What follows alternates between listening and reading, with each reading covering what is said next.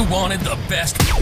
You've got the best podcast. The hottest podcast in the world. The Chris Voss Show, the preeminent podcast with guests so smart you may experience serious brain bleed. Get ready. Strap yourself in. Keep your hands, arms, and legs inside the vehicle at all times, because you're about to go on a monster education roller coaster with your brain. Now, here's your host, Chris Voss.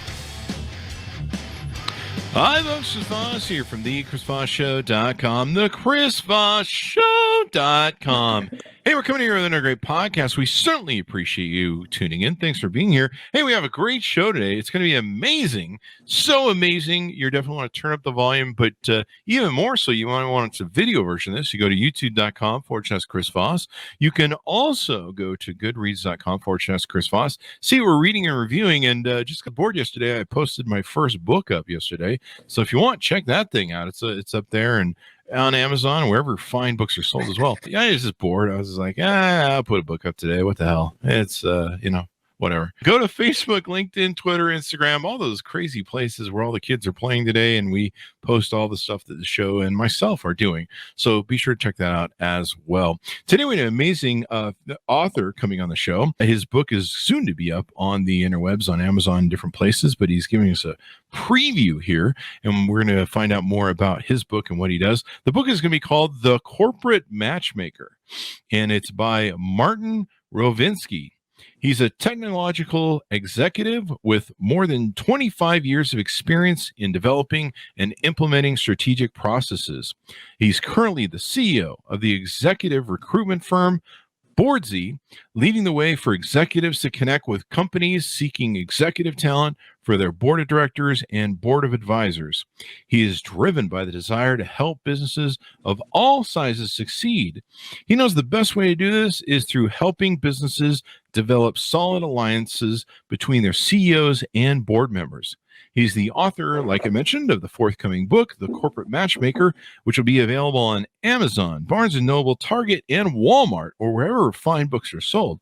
He is also featured on Entrepreneur, Fast Company, and CEO Today. Martin is not only passionate about helping businesses succeed, but is motivated and inspired by his wife and children. Welcome to the show, Martin. How are you? Great, Chris. Thank you. And congratulations on your book. Thank you. I'm waiting for mine. Congratulations on yours, man.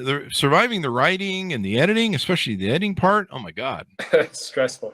Yeah, I lost half my brain and most of my IQ points in editing. Pretty much I handed them like a giant book, and then they cut it down to about 3 pages, said, yeah, you go back and rewrite all that crap. Yeah. Well, the first part was awful. It wasn't that bad. It was like 10 pages. So you got Cliff Notes back, huh?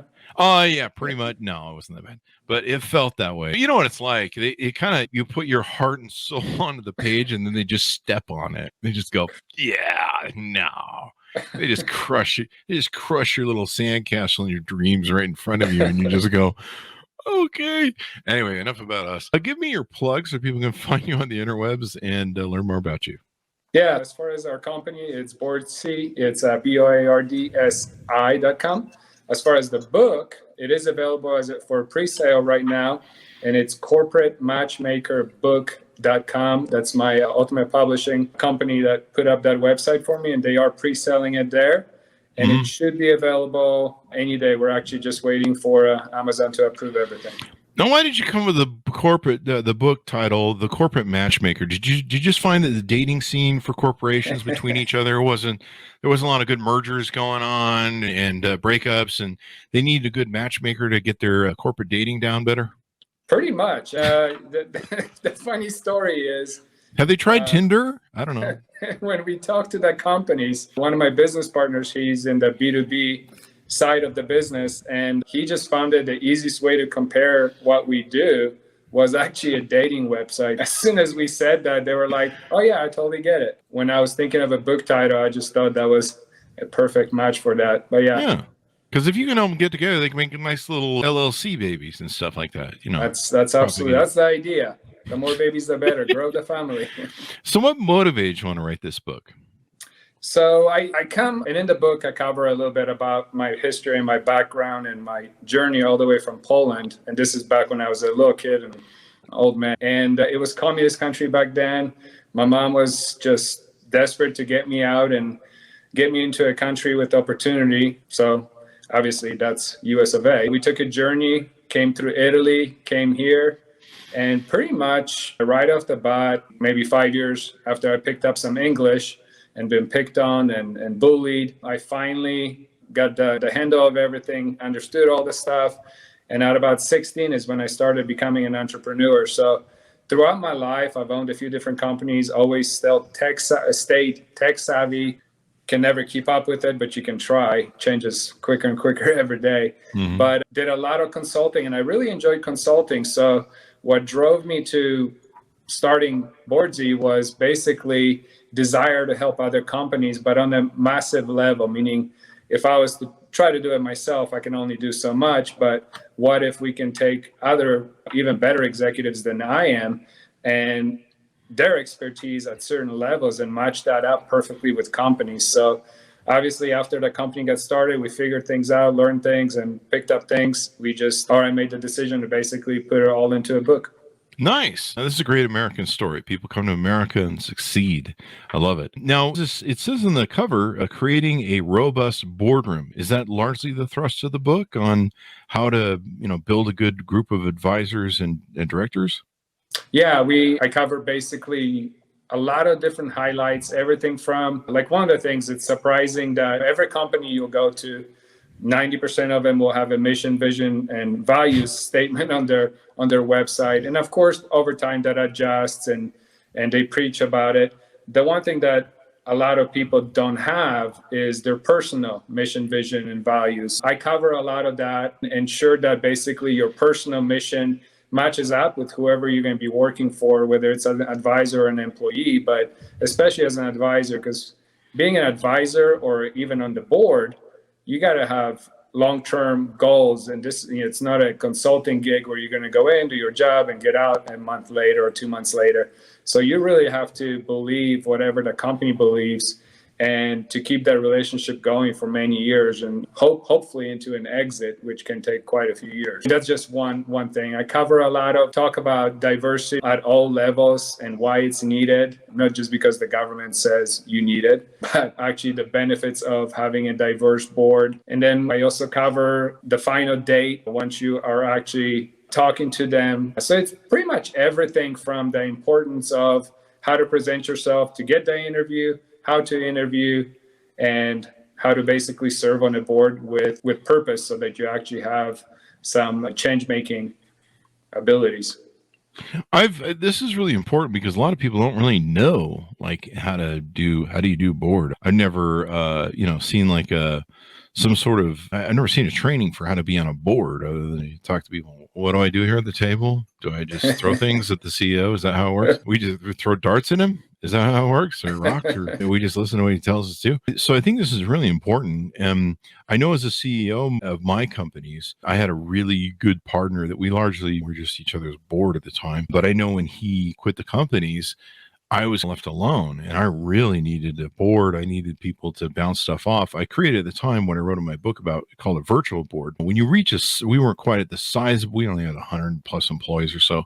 But when you reach a sizable company and become serious about going public and stuff, you've really got to get a good board on. You've got to get good people on your thing, and you've got to know how to build it. And so does this work from both aspects of not only teaching people how to be on the board, but also from a CEO or board hirings aspect on how to hire for the board? Absolutely. Yeah. Okay. It covers actually both sides. It covers the CEO side, how to interview, who to look for. There's a lot of examples. I've even placed some case studies that we've had from boardsi in there. So there's a lot of different ideas that I cover in there and try to focus on, like you said, for example, a company going public, and at what point, a lot of questions that I get is, when is it a good time to start bringing on, even at a bare minimum, board of advisors? And I always say the earlier the better, because if your exit strategy is even in the back of your mind, I'm going to go public one day,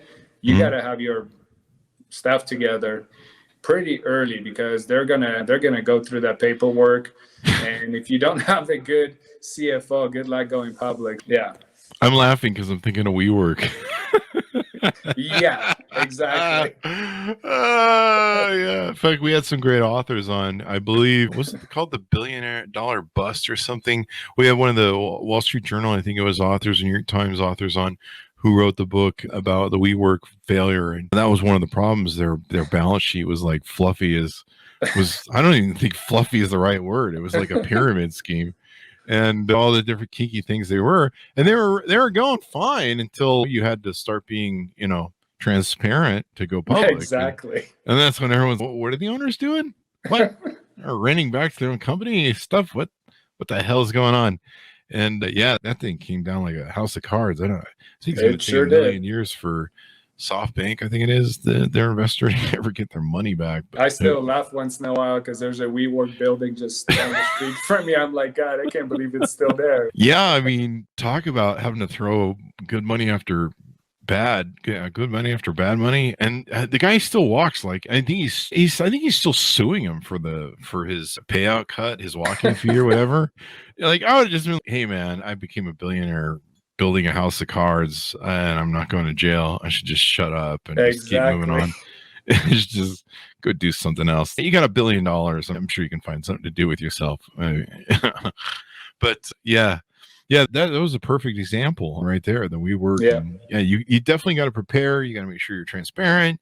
You got to make sure your books are good, or at least both sets of books you keep. Wait, what did I say?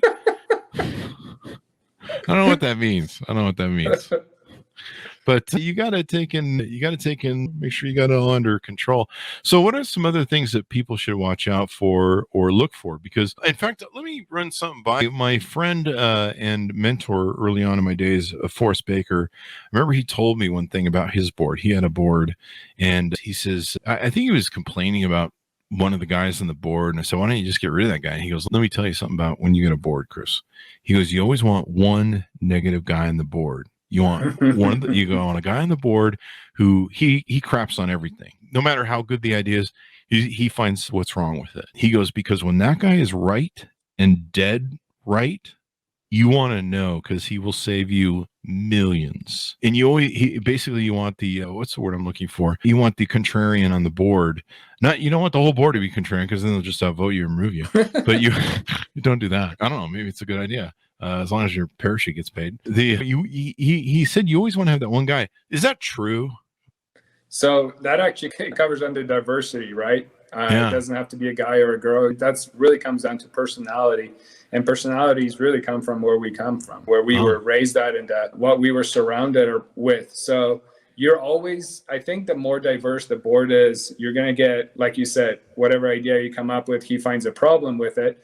And there's nothing wrong with that. The question is, does he just find a problem with it and give you a solution, or does he just find a problem and he shuts up and sits behind? So you want somebody that, yes, might find a quote unquote problem, but that is their solution for it. And I always say every problem is not a problem. It's just an opportunity for growth, because that's what problems are. If we didn't have any problems, we would never grow. We'd just be the same all the time. Diversity, in my mind, brings that whole concept of when you have a group of people that come from different, maybe you have somebody that was raised with money, a silver spoon or whatever you call that, and then you have somebody that had to work for it, but they became successful. Those two people are going to have two totally different ideas about how to grow a company or how to solve a problem.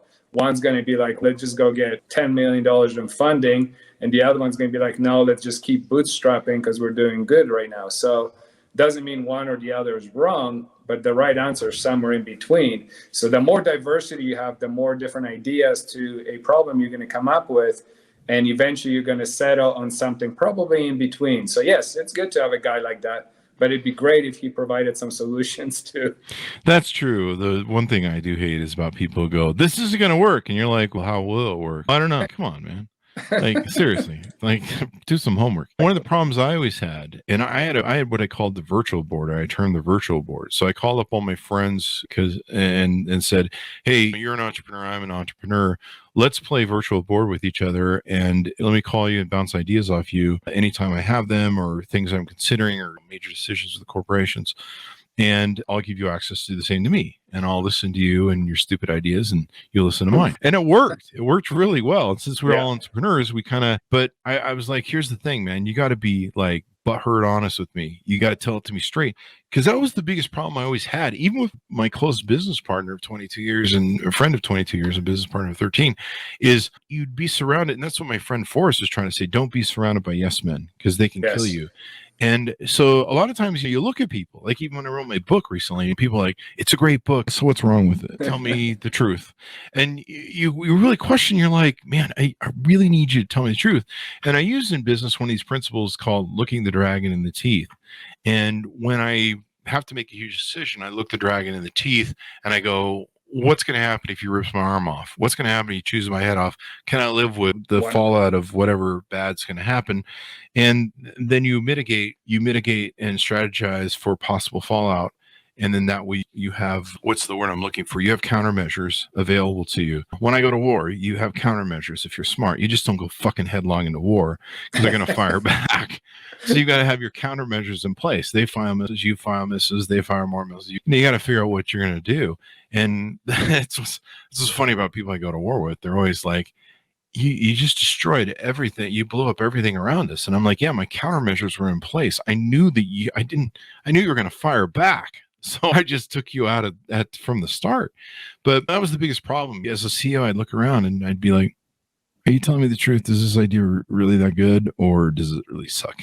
Like, you really have to tell me this sucks. Yeah. And sometimes that's where that negative guy on the board helps you, is because he goes, this sucks. And you're like, let's listen to that guy a little bit more. Anyway, those are some of my thoughts. Transparency. I definitely, I preach that. You really start getting paranoid sometimes, and not necessarily paranoid, but sometimes you just really feel like people are like, I've had people say that to me. Chris, you're the CEO. You know better than anybody. And you're like, you have no idea, man. I don't. And when I'm wrong, the shit hits the fan. It's expensive. Like millions of dollars go woo out the door. And when I'm right, millions of dollars come in. But when I hit a stinker, ouch, that fucking hurts. I'd really like to have less stinkers, but such is the nature of business. But this is really the thing. So does your business, is this what a lot of your business is? Because your business is named about a boardsi, is that correct? Yeah. Is that largely what you guys consult on and help form and consult with? Yeah. So basically we talk to executives every day. We onboard them. We add them to our private network. And that's the advantage that companies have working with us, because instead of fishing for somebody, say on LinkedIn, which by far is the best, obviously, tool to find people, the problem is you're fishing amongst thousands and thousands of executives, and you don't even know if they have the time or are available to serve on a board or even want to. With us, when the company comes to us and tells us exactly, we do the same process. We do an onboarding call. We figure out, we give them ideas. We figure out where their business is at. And then once we figure out exactly who they're looking for, how many board members, it's a lot easier for us to look in our database, and we can, pick out 10 executives that are a perfect fit. So then all they have to do is just go through the interviews. Wow. So do you guys like a headhunter too then? I guess you can say, yeah, people refer to it that way. I don't think of it that way. We do have a platform, so the companies that are okay with us putting their information and who they're looking for on the platform, the executives get to see that. But we also, there's a lot of companies that don't want that. Even though it's a private platform, they still don't want to post that they're looking for a board member. So we still work in the background, looking through the executives and matching them up on. That could be probably pretty challenging, because people will be like, hey, these guys need a board. What's going on over there? You hit the trades, the Wall Street Journal, and the Wall Street Journal sending the Wall Street. What's going on at XYZ Corporation, man? They can't keep board members. People are quitting and they can't find it. What's going on there? Bob's World. Yeah. What else do we need to touch on? The book pretty much self-explanatory. I do cover best approaches to building a board. I cover the basics of how many hours are expected to be on the board as you work versus board of advisors, cover how to present yourself all the way from LinkedIn. That's one thing that actually I'm going to be doing a whole webinar with someone, but it's amazing when we see an executive, they don't really give us any great board documents. They might give us a CV But in this day and age, social media, where they need to realize that any company, before they even do an interview, they're going to go do their homework. We have a profile on our platform for them, but the companies don't even care about that. They will go on LinkedIn, they'll look at their profile on LinkedIn, they'll go on Facebook, see what kind of activities they're doing, and then might make a decision that they didn't even want to interview that person. And then we can't figure out why. And then we go look at it closely and we're like, okay, I get it. So I think it's important to make sure that your LinkedIn is up to date. Make sure that you're not posting something crazy on Facebook that a CEO might not want on their board. So I should take my nude pictures down and my OnlyFans account probably. Unless you want to be on the board of a hustler, then you're probably good. Oh, so there's still time. The board of OnlyFans. There's money in that. Anyway, yeah. Note to self, take my OnlyFans down. Anyway, I think it's already down. Yeah. Well, Facebook might be down, period. So don't worry. Well, that's usually the case too. Yeah, this is pretty interesting. I love that you did this because I've always been worried. I'm like, whenever offer me a board position, I don't really know what I do. I'm used to being a CEO, so I'd be like, I don't know. Do I just sit in the corner and drink coffee and be like, yeah, the chart looks pretty good, man. Yeah. Do I get a check now? How does this work? I'm glad you brought that up, actually, because I did mention that in the book too, because one of the things obviously is egos. And you were talking about the yes people. Those are just like ego amplifiers. Like you said, oh yeah, you're the greatest CEO ever. And it just gets out of whack. And the next thing, they don't listen to anybody because they think they're right. So that's a problem. But yeah, I talk about the difference on when you join a board, whether even as an advisor or as a board director, you're no longer if you were a CEO prior to that, you're no longer a CEO. You're there to serve a different purpose. So, yeah. And I'm not a good server. I don't work well with others. No, I actually do. I think it would be fun to be a board member. Yeah, I did a stint, I think several years ago when I moved to Las Vegas. I was really burnt out and I still have my mortgage company in Utah. And someone wanted me to build a mortgage company for them in Vegas. And I was like, this is kind of nice, man. I can use their money and it's their company. So if I want to leave someday, I can just say, I'm fucking out of here. I'll do this for a little while. And it was fun not to be the guy. I was still the guy. I still had to be the CEO and do the thing, but it wasn't my money. Like I didn't have to go home at night and go, I wonder if I'm ever going to get that back. Sort of thing that you live with as an entrepreneur. And it was nice to leave at 5 too. That was the other amazing thing. I was like, you mean I can just punch out and go home and I can do some other stuff and not think about everything? It was nice not to have that whole gun to your head, but it only lasted for a few months. The life of an entrepreneur. Yeah, it was fun until they decided they wanted me to start making illegal loans to their family members. And then I was like, yeah, we're not doing this. We're out. No, I'm not going to jail I'm not going to jail for fraudulent loans. No, that's not happening because the license was in my name. So I'm the one who gets held responsible. I'm like, no, I'm not going to jail for somebody else's family, maybe my family. No, I'm just kidding. I'd never do an illegal loan. I have this thing where I just don't ever want to go to jail. I have an issue that way. It's a thing for me. I don't know how other people feel about it, but I like my freedom. So I wear my seatbelt. I drive the speed limit. Trying to be a good person. So I traveled a long way to get my freedom. Yeah, I want to. That's true too. I'd like to keep it. Your mom's a hero, man. She just came over, and I remember that age, man. When I was a kid, we were watching. There was the movie. There was lots of movies about the wall and people trying to get out of the Eastern Bloc. And I remember what was the one movie where they did a balloon and they flew over the wall and they were getting shot at. It was like really fucking insane. And it's crazy. So many people died trying to get out of Eastern Bloc countries. And yeah, just really. And many of them died in the countries. So that's true too. That was a real tragedy of it. That I remember Neil Peart of Rush wrote when the wall fell in '89. He said, everyone's celebrating right now, but who's going to be held responsible for the hundreds of thousands and millions of people that died of starvation and slovenly conditions? It's really sad, but I'm glad you're here and you're an American story. Next week, we have Fiona Hill on the show. She's an American story. Her family immigrated here and she ended up working at the White House and Pentagon and State Department and other stuff. These are great stories of the American ideal. And we need more. It's funny to me that people like you respect the American ideal of what America is supposed to be, sometimes more than some of us lazy Americans who were born here. And we're just kind of like, freedom, whatever. Exactly. But I always compare that, to the fish in water. Doesn't even know or doesn't even enjoy water because it's always there. Yeah, I grew up that way. I'll admit to it, where you're just kind of like, yeah, freedom. Everyone's got freedom. The asshole American. It's classic. But yeah, people don't take it for granted. They don't realize how hard it is and how and the American dream and how people are willing to die for that. Yeah. And everybody else is just kind of, whatever, can I watch more TV? But you're like, there's people that, anyway. So thanks for coming on the show. Give us your plugs one more time so that people can find out more about you and order that book.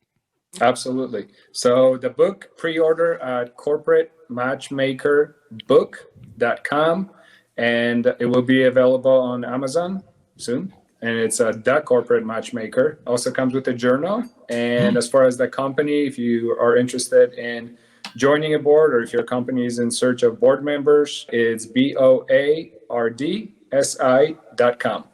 There you go.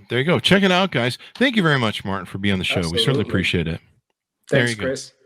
An American Story. Guys, go check it out. Go to youtube.com/Chris Voss and look up what we're doing over there. Go to goodreads.com/Chris Voss. I'm over there. You'll be able to see his book. We'll probably mark it as what we're reading once we get a hold of it. I'll be on Facebook, LinkedIn, Twitter, all those different places on the interwebs. Be good to each other. Stay tuned, and we'll see you guys next time.